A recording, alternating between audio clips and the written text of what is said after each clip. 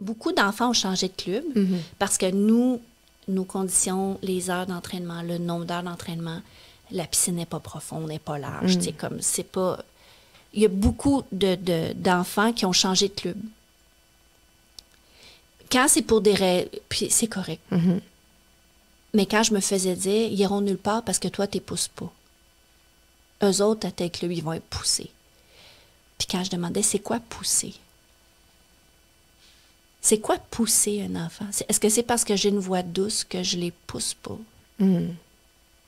Si je suis obligée de crier après pour qu'il fasse son workout, parce qu'elle ne veut pas le faire le workout, qu'elle reste chez eux. Exactement. Comme, mais est-ce que je vais lui dire, pourquoi tu t'es levé ce matin? Tu es rendu ici, tu as le choix, tu le fais avec le sourire, avec une baboune, mais tu vas le faire pareil, chérie. Afin de partager, discuter, apprendre, rencontrer, s'informer et comprendre ensemble sur tous les sujets concernant l'éducation et la famille, bienvenue ici à votre podcast Éducation Famille. Bonjour et bienvenue à votre podcast Éducation Famille. Aujourd'hui, je reçois vraiment une invitée d'honneur, une de nos médaillées olympiques chéries, mère d'Emma, 20 ans, et de Maya, 16 ans, fondatrice du club organisme Neptune Synchro, qu'elle a fondé, entre autres, pour sa fille qui voulait suivre ses traces. Alors, c'est avec un grand plaisir que je reçois Sylvie Fréchette. Bonjour Sylvie. Bonjour. Ça va bien? Ça va très bien. Oui, je suis contente de te revoir. On s'était vus il y a quelques années pour une autre entrevue dans un magazine, mais je suis vraiment contente parce qu'il y a plein de choses qui se sont passées. On va pouvoir aborder vraiment plein de sujets. Comment ça va de ton côté? Tu es très occupée par ton projet de club que tu as amorcé? Bien, ça va mieux parce qu'on s'entend qu'avec la pandémie, ça a vraiment été extrêmement difficile de faire de la natation artistique virtuelle. Une journée, dans le bain, ça va mal. Mais tout le monde disait, oh, va-tu aller dans le bain? Non, mais on a travaillé beaucoup au sol, par Zoom, peux-tu croire? Puis après ça, mais le sport-études, c'était une journée sur deux parce qu'il y avait l'alternance. Mais tu sais, ils sont tous dans... Écoute, ça a été difficile, mais en même temps, une belle opportunité d'apprendre, d'être créatif, de travailler autrement. Ça repart, on espère, avec la rentrée. Nous, on recommence très bientôt là, avec la rentrée scolaire. Les conférences reprennent doucement. Par Zoom aussi, c'est vraiment... Mais en fait, j'en ai fait 2 présentielles à date. J'aime le monde, vous n'avez pas aidé. Mais donc, ça reprend doucement. Ça a été difficile, mais tellement une opportunité d'apprendre. Moi, c'est ce que je trouve fascinant. Puis d'apprendre à enseigner davantage, différemment. D'apprendre, mais différemment. Je te dirais, avant même de parler de partage, pour moi, tout ce qu'on vient de vivre en ce moment, ça a été une occasion épeurante de prendre le temps, d'avoir le courage de plonger, de replonger au cœur de qui je suis. Tu sais, à un moment donné, tu es à maison, là, puis tu peux même pas faire ton épicerie comme tu veux, tu peux pas. Fait qu'il y a comme une espèce de calme qui s'est installé autour de moi, qui poule pas de tête, t'es pas habitué à ça, là. Fait que j'ai comme pas eu le choix d'avoir le courage de faire face au silence que j'aime, mais que je me suis réapproprié, puis de me redemander, je suis qui, moi? Fondamentalement, là, je suis qui? C'est qu'est-ce que j'aime vraiment? Puis c'est pas des questions qui me faisaient peur avant, mais on dirait que la vie va tellement vite, puis je suis une des privilégiées qui se garoche dans les projets. Il y a des projets, je saute dedans, je m'amuse, tu sais, je me sens très vivante, mais de revenir à l'essence même de qui on est. Pourquoi je me sens vivante quand je fais ça? Qu'est-ce qui m'attire? Fait que pour moi, ça a été épeurant, mais en même temps, une grande source de me replonger pour pouvoir mieux émerger. Donc, pour pas faire de jeu de mots. Oui, c'est ça, oui. Mais pour mieux réémerger. Oui. Avec... c'est toujours la même direction. J'ai pas changé, mais je suis plus groundée. On dirait que je comprends... Ça m'a permis de remettre l'horloge à l'heure, de me remettre vraiment au centre de moi-même pour mieux réémerger. Donc, oui, les conférences reprennent, on recommence à coacher. Puis, je l'accueille très bien. Puis c'est pas juste « off, enfin, ça reprend », c'est non, j'ai fait le choix que c'est ça que je veux faire de nouveau. Puis je me sens privilégiée d'avoir eu le courage de faire cette remise à niveau-là. Oui, c'est ça, parce que tu as pris des décisions par rapport à ta vie politique, on va en revenir et tout ça. Parle-moi du club que tu as fondé pour justement ta fille, une de tes filles qui voulait suivre tes traces. Ça s'est passé comment? Bien, en fait, je recevais un honneur là, qui était selon moi le dernier, et mes filles étaient assez vieille, assez âgée pour venir avec moi. Donc, j'étais intronisée à l'ordre du Comité olympique canadien. Puis, il y avait un tapis rouge à Québec. Là, c'était au Capitole et tout ça. Fait que là, les filles étaient s'acheter une belle robe. Mais sous le chapiteau, bien, il y avait plusieurs personnes qui étaient honorées. Et là, mes filles, surtout Emma, qui était un peu plus vieille, elle regardait les images. Puis, elle disait « Oh, que c'est beau ce que la madame a fait dans l'eau. » Puis là, moi, de lui dire « Mais c'est maman. » Oh my God! Puis là, elle me dit « Eh, ça te ressemble même pas. » Là, je dis, mais non, mais je te jure que maman a fait ça. Parce que pour eux autres, j'avais fait le spectacle haut, mais ils ne savaient même pas j'étais laquelle. Tu sais, c'était pas... Ils m'ont pas connue. Pas que je le cache, mais tu sais, je leur ai jamais montré des images de moi quand j'étais jeune. Tu sais, je suis une mère. Ma vie, c'est aujourd'hui. Puis je suis aujourd'hui avec toutes les expériences que j'ai vécues avant, mais j'ai jamais... Je sais pas, j'avais l'impression que si j'exposais mes médailles ou mes affaires, j'allais imposer mon passé à ma famille. Fait que... Et là, quand ma grande me dit, ben moi, je veux que tu me montres à danser dans l'eau comme ça. Alors, je l'ai inscrite dans un petit camp de jour à Laval. Moi, j'habite dans les Laurentides. Il n'y en avait pas de club à Saint-Jérôme. Et là, quand Emma, elle est sortie de ces 2 semaines de camp, elle dit, moi, maman, je veux faire ça dans la vie. Mais je dis, mais on peut pas, il n'y en a pas de club. Ben, tu dis, mais fais-en un. Ben, j'étais comme, mais oui, mais on fait pas ça de même, un club.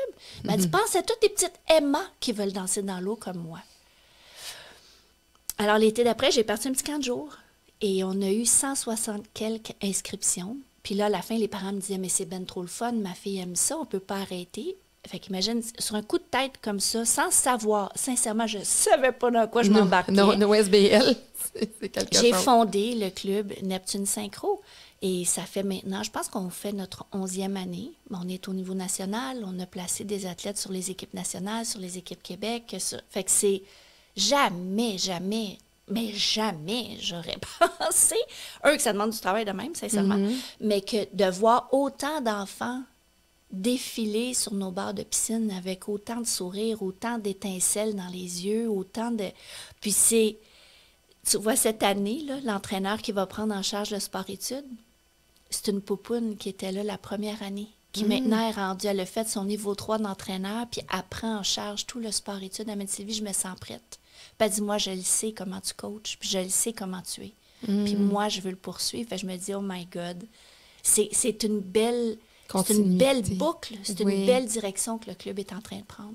Oui, puis ça amène justement à parce que toi, quand tu as commencé, là, moi, je me souviens, là, je veux que tu nous le racontes encore parce que je trouve ça tellement intéressant. Toi, tu as commencé à quel âge à nage synchronisé? Moi, j'ai commencé... Comment dans ta vie? Ben, en fait... Mon petit papa est mort quand j'étais jeune. J'avais seulement 3 ans. Mon petit frère avait 4 mois. Fait que maman, à 26 ans, elle était vraiment, on peut s'imaginer, elle était beaucoup en détresse. Elle avait besoin de support et tout. Donc, on est déménagé au-dessus de chez mes grands-parents dans un duplex dans le quartier Rosemont.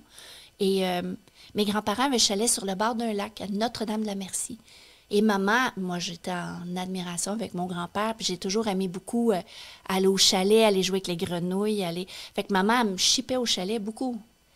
Et au chalet, bien, quand elle venait me voir avec mon mini-frère, elle se disait, mais Sylvie, elle ne sait pas nager, j'étais toujours dans le lac. Mais dans le temps, il n'y avait pas la supervision de mon grand-père et ma grand-mère tout le temps assis sur une chaise comme les lifeguards, là. Puis maman se disait, mais s'il fallait qu'il arrive un accident à Sylvie, ça n'a pas de bon sens, il faut absolument que Sylvie elle apprenne à nager. Fait que je me suis retrouvée inscrite au Bain-Rosemont à Montréal pour suivre des cours d'initiation à la natation. Puis j'ai vu des madames, là, mais dans l'eau bleue foncée. Il levait les bras dans les airs, puis il coulait pas au fond. Pour moi, c'était rien de moins que de la magie, là. Il fallait que j'apprenne à faire cette affaire-là. Et cette affaire-là, ben, c'était de la nage synchronisée. Alors, quand ils ont recruté des jeunes filles pour faire un spectacle, ben, c'était ma chance d'apprendre.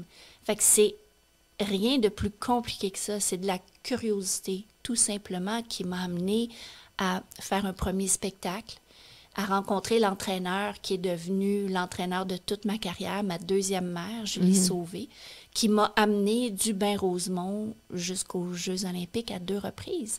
Fait que c'était rien de « j'étais toute petite, je rêvais aux Jeux olympiques ». Non, pas du tout. C'est vraiment pas cette voie-là. Pour moi, ça a été un chemin qui s'est fait au jour le jour, avec une direction de toujours vouloir apprendre, de devenir meilleure, de faire comme les plus grandes. Je dirais jusqu'à l'âge de 17 ans, parce que mon sport est devenu olympique quand j'avais 17 ans. Puis ce qui me fait rire, c'est qu'aujourd'hui, il y a beaucoup d'athlètes qui prennent leur retraite après l'école secondaire, alors que moi, ma carrière a commencé à 17 ans. C'est là que tout à coup, boum!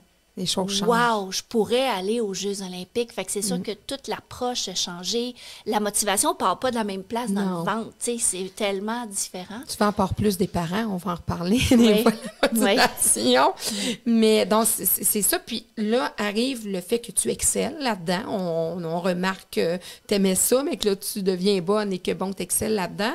Et là, tu dois aller chercher des commanditaires, tu dois faire... Là, t'as ta mère qui est seule, qui est monoparentale, Oui. avec 2 enfants. Comment ça se passe? Bien, moi, là, moi, j'ai envie de te dire, ça se passait très bien. OK. Je ne sais pas d'où je sors, là, mais... Puis, tu sais, je le savais pas à cet âge-là, mais je trouve... Pour moi, il y a pas des problèmes, il y a des situations. Là, puis on va trouver une solution. Petite, là, comme probablement... Il faudrait que je redemande à maman, je vais avoir 8-9 ans. Maman me cherchait. Puis, j'ai toujours aimé faire du bricolage. Je m'étais monté un gros carton. Il y avait quelqu'un qui avait acheté un frigidaire. Puis moi, j'avais pris le carton, là, puis je l'avais décoré avec mon nom. J'avais mis des photos. Puis je faisais du porte-à-porte pour leur demander de me donner des sous pour que je puisse nager. Parce que je savais que maman, je l'avais entendu dire, ça coûte cher. Puis je pense que ça coûtait 50 $ par année dans le temps. Mais il y avait le maillot, il y avait le casse de bain, il y avait...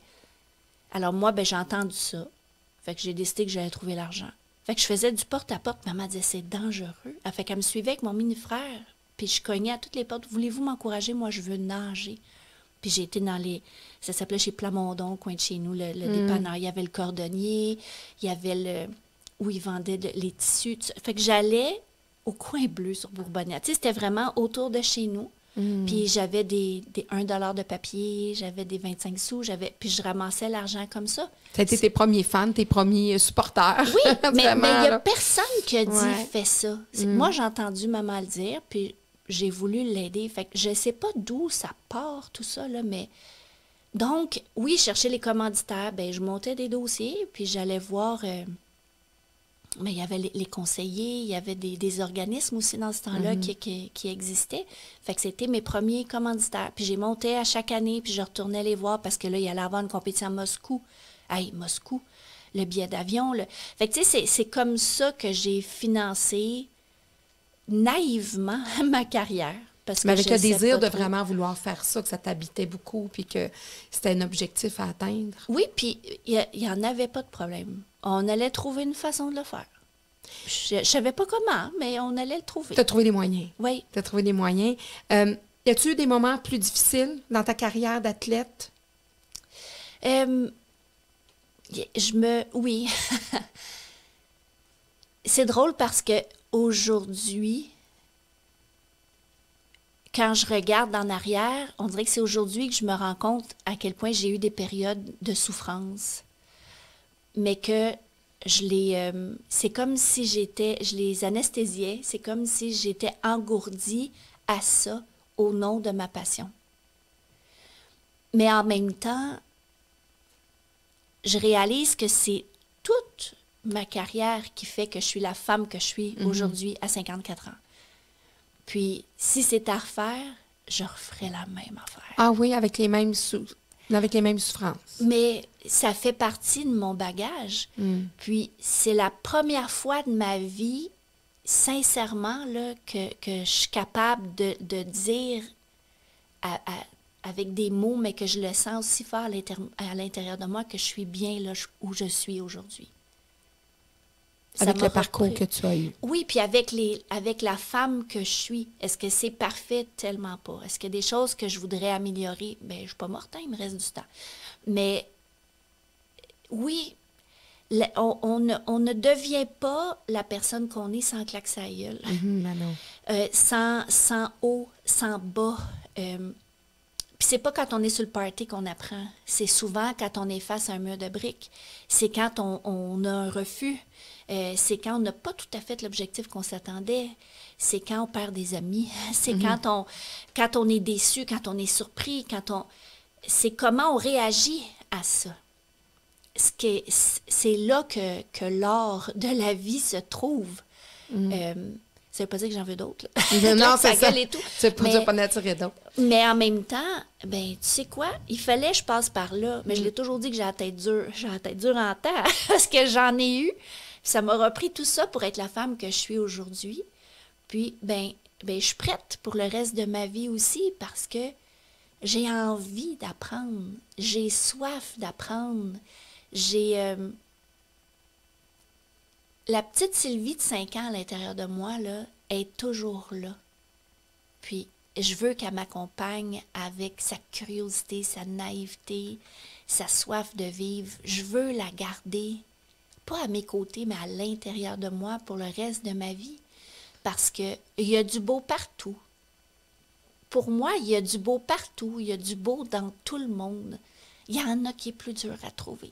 Oui, parce qu'ils sont des fois plus écorchés, plus de par le vécu, puis qui ont moins mal géré. Puis tu disais, j'ai eu des souffrances à travers justement ta carrière d'athlète.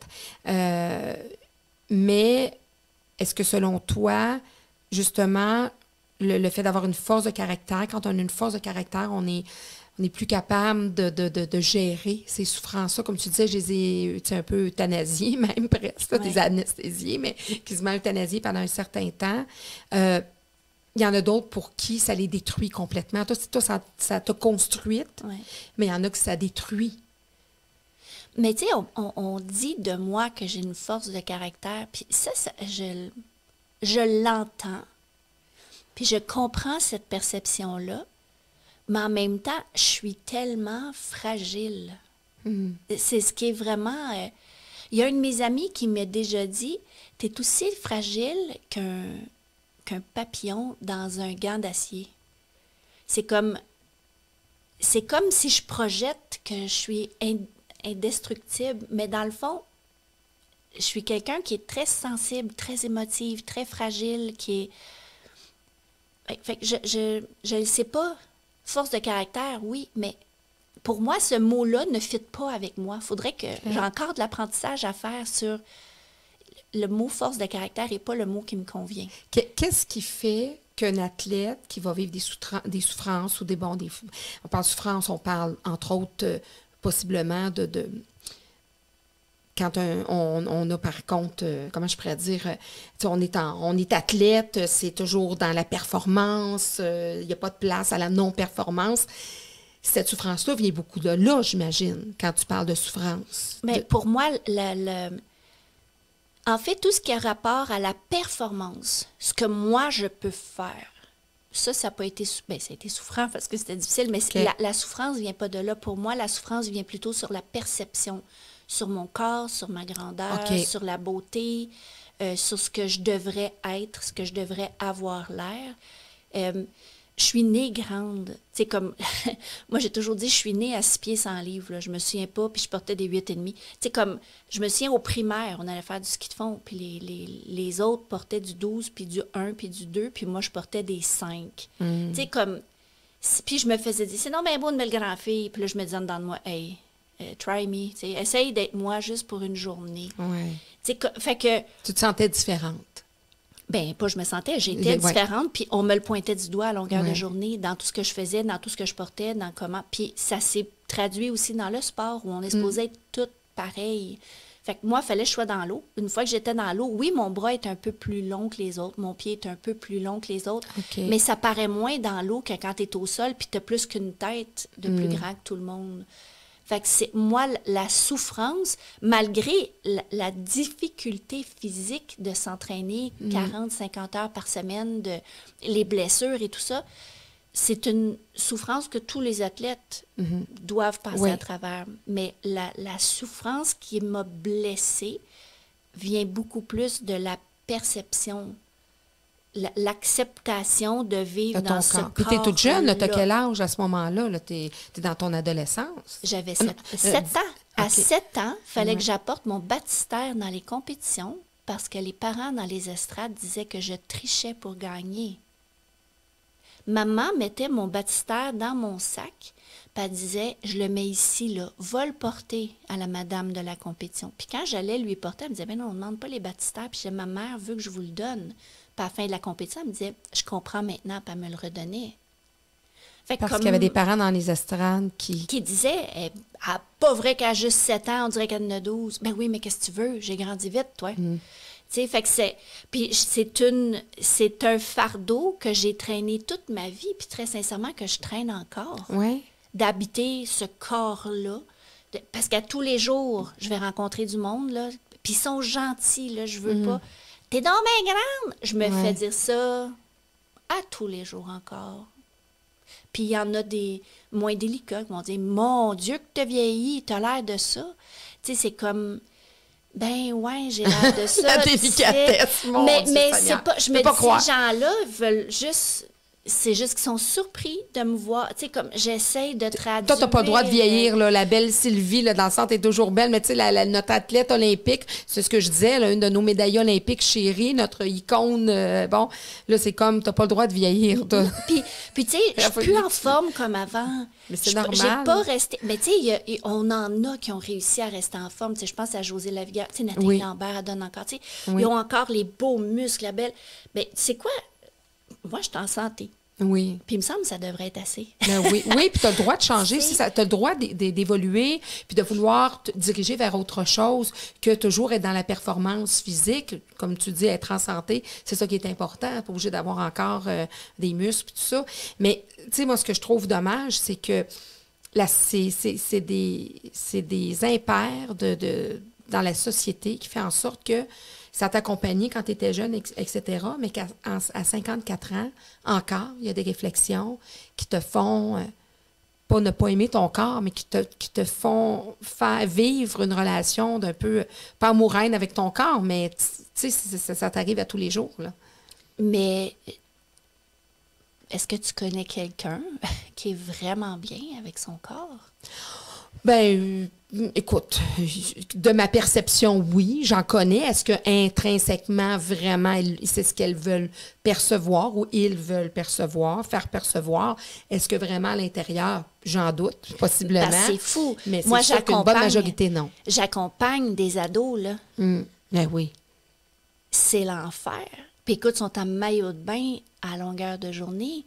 Puis on s'entend qu'en ce moment, là, en tout cas du côté de la mode active, sportive, là, les maillots, je dis, c'est une soie dentaire là, dans les fesses. Puis je dis, c'est échancré. Puis elle l'assume, mais tu vois que c'est comme, oh my God. Tu sais, comme il y a une espèce de pression là, sur ce que tu as l'air, sur ce que...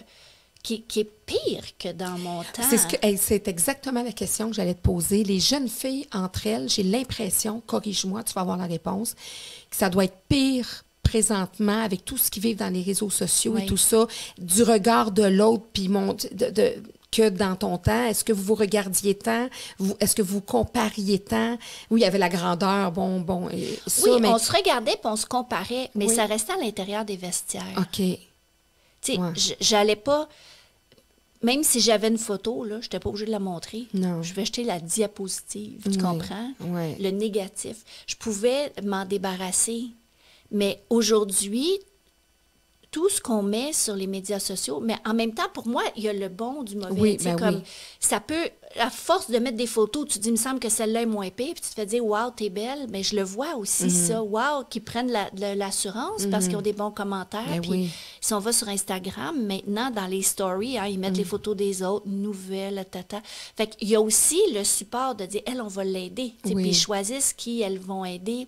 Ils aussi, hein. Oui, il y a des garçons Il y a des aussi. garçons aussi. Fait que je me dis, oui, on blâme beaucoup les médias sociaux, mais moi, je vois aussi du bon ressortir Oui. des médias sociaux. Ça fait partie qu'il de toute faut, façon de leur génération. mais c'est vraiment, c'est à la vitesse grand V que la belle tendance ou la moins belle tendance se propage. Mais encore une fois, ben, c'est qu'est-ce que tu vas faire avec ça?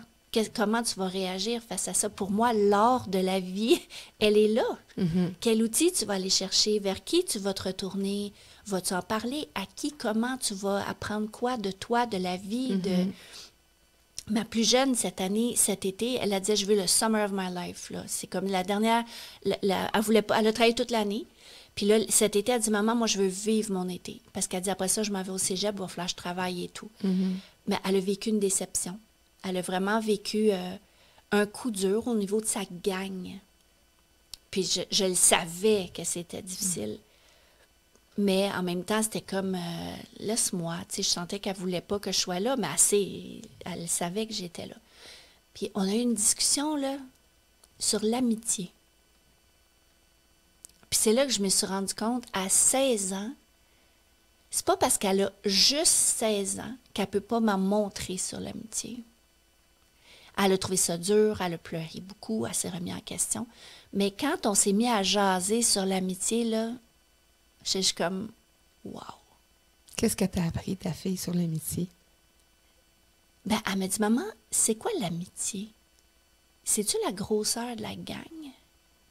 Ou bien c'est ceux qui vont être là quand c'est plus difficile? Elle dit, tu sais, faire partie d'une gang d'amis, si dans la gang d'amis, ça se bitch, puis ça se parle dans le dos, puis ça fait des petits clans, c'est pas ça être des amis. Puis elle me dit, j'ai besoin de prendre du recul pour mieux les choisir. Pas la gang, les amis. Mais comme, wow! Elle avait déjà fait cette réflexion-là. Puis, ben, en tout cas, ben, je vais te le dire, là, je me suis dit, je fais une papier de job. Oui, c'est ça. Dans ce temps-là, on aime ça. On aime ça. Des fois, on se flagelle parce qu'on dit, oh mon Dieu, j'ai fait telle erreur. Mais c'est important de reconnaître nos bons coups de parents. Puis, ça lui appartient. Oui. La petite bonne femme, c'est une petite bonne femme qui réfléchit beaucoup, qui est profonde, qui est vraiment tellement mature pour son âge. Depuis qu'elle est tout petite, que je le dis, elle est surprenante avec ses points de vue, ses observations, ses questions. Mais là, celle-là, on sait 16 ans.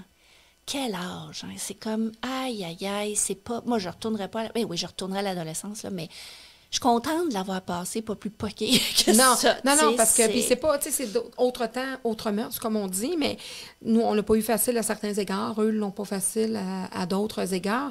Puis pour venir à justement, il y a eu beaucoup d'énonciations là, par rapport aux entraîneurs, tout ça, dans le milieu sportif.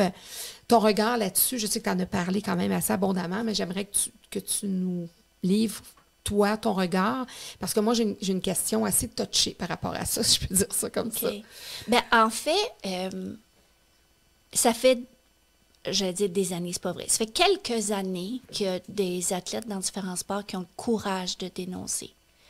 Puis moi, je le voyais beaucoup comme spectatrice, jusqu'à ce qu'on me demande d'aider les athlètes dans mon sport qui voulaient faire une demande de recours collectif.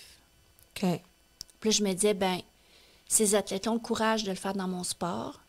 Je le sais, j'en ai vu, j'en ai entendu, je le sais que c'est présent. Parce que là, on parle d'abus psychologiques, d'abus physiques, verbal, violence verbale, etc.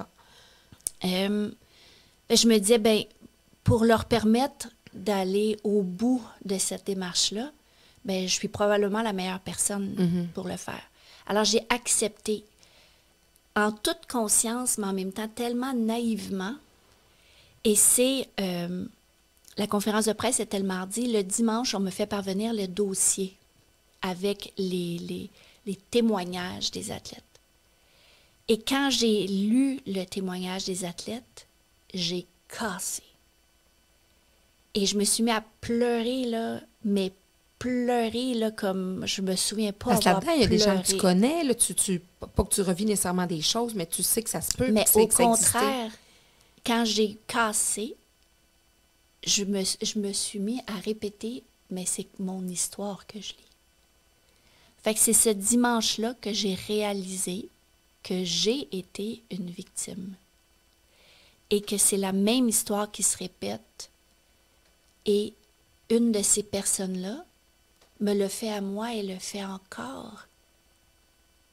Et c'est une des femmes que j'ai aimées le plus de toute ma vie et que j'aime encore. Oui, parce que c'est comme tu disais tout à c'est- l'heure, ça devient quasiment votre deuxième parent. Oui. Vous passez des 40, 50 heures. C'est vos liens presque aussi forts que c'est vos adultes significatifs. Mais sauf que tu fais quoi avec ça? J'étais à 48 heures de la conférence de presse. Mm. Et là, il y a un tas d'émotions qui s'est emparé de moi jusqu'à la culpabilité. Tout ce que tu avais anesthésié, là, Ben là, ça a sorti. Puis je me disais, ben là, je voulais plus parler. Je voulais plus aller à la conférence de presse parce que je savais qu'on allait me dire, mais toi, Sylvie, as-tu vécu des choses? Et une de mes qualités / défauts, c'est que je peux pas mentir. Là, je me disais, mais si je dis oui, mais c'est pas moi, le recours collectif, c'est pas pour moi. Je veux pas vivre une thérapie en public, mais en même temps, je peux pas mentir. Si j'abandonne le groupe, je fais quoi? Mais en même temps, man, si j'avais parlé plus tôt, j'aurais protégé beaucoup d'enfants. Fait que, et je ressentais une gamme d'émotions, là. Culpabilité, peine, tout ça, là, tout ce qui vient avec. Alors, ça a été très difficile et ce l'est encore. Oui, c'est tout Parce fait. que dans mon sport, je suis devenue l'ennemi. Je suis devenue celle qui détruit le sport, l'image de mon sport, de l'interne. Il y en a quelques-uns. T'es le cheval de Troie. Oui, c'est ça. Moi, je suis la pas fine. Et ce qui est encore pire dans ma situation en ce moment, c'est qu'il n'y a rien qui a changé. Non, avec ces années. Puis moi, ce sur quoi je voulais t'amener, puis je veux vraiment que tu t'entendes là-dessus, je trouve ça abominable, ce qui est fait par ces entraîneurs-là, dont on parle vraiment d'abus de pouvoir, tout ça. Ce que je trouve encore plus abominable, je ne dis pas que ce sont tous les parents, mais c'est qu'il y a des parents qui acceptent ça, qui le voient, qui l'entendent, qui voient leur propre chair vivre ça et l'accepter au détriment d'une médaille, au détriment de se réaliser à travers leur propre enfant. Il y a... je me suis fait dire comme entraîneur, beaucoup d'enfants ont changé de club parce que nous conditionnons les heures d'entraînement, le nombre d'heures d'entraînement. La piscine n'est pas profonde, n'est pas large. Tu sais, comme c'est pas... Il y a beaucoup d'enfants qui ont changé de club. Quand c'est pour des raisons, puis c'est correct.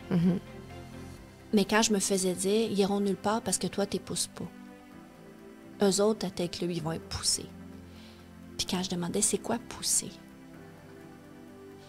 C'est quoi pousser un enfant? Est-ce que c'est parce que j'ai une voix douce que je les pousse pas?